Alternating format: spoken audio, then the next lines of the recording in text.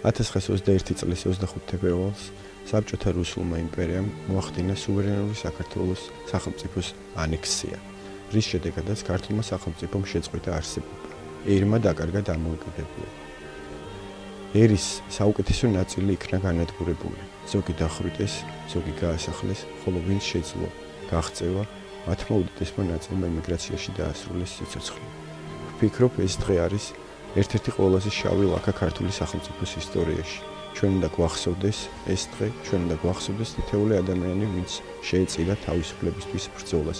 ისინი იბრძოდნენ 21 წელს, ისინი იბრძოდნენ 24 წელს, ისინი იბრძოდნენ 56 წელს, ისინი იბრძოდნენ 1978 წელს, 1999 წელს, 1992 წელს და რა თქმა უნდა, იბრძოდნენ 2008 წელს.